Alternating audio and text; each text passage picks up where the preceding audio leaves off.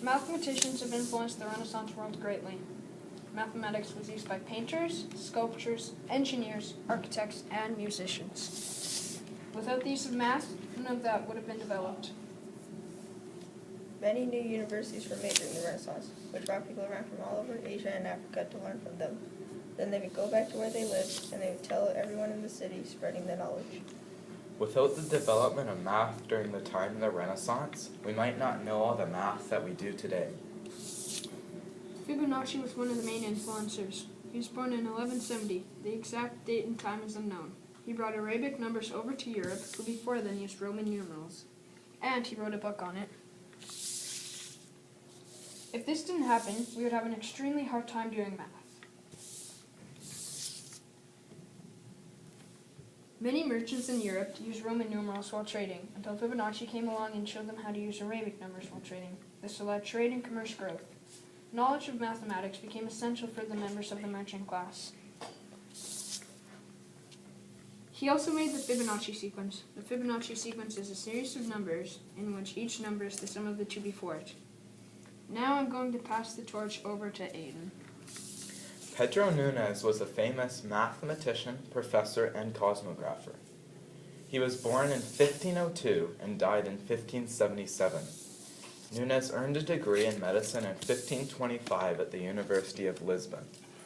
He was famous because he found the day with the shortest twilight duration, made improvements to the Ptolemaic system, invented the nonius to improve the astrolabe's accuracy, and was a professor for the King of Portugal's two younger brothers and his nephew.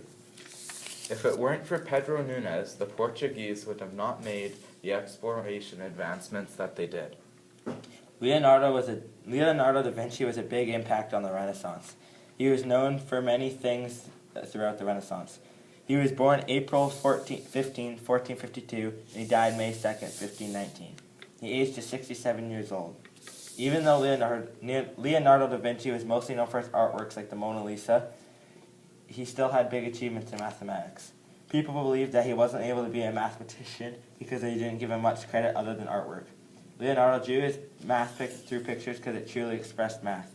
He had many inventions in mathematics. Leonardo met a traveling monk by the name of Luca Pacioli. Under his influence, he studied the art of mathematics. He made engines that could be powered by water, and he used to make models and plans on how to excavate and tunnel through mountains without difficulty. Now Spencer will talk about Galileo. Galileo had his own theory on square numbers. He believed there was an infinite series of them. He was born on February 15, 1564, and he died on January 8, 1642. He lived until he was 78, considering he was beaten his own home. He created the telescope, which is still used for us today. The lamp of Galileo was created in his name for his work in temperature. Galileo may have been famous for astronomy, but he had a big impact on mathematics. As you can see, the mathematicians had a big impact on the Renaissance. Without everything that these famous mathematicians did, the world would be a lot different today. We might not have the use of the telescope, or we might use a different number system. If it weren't for mathematicians, what would our life be like now?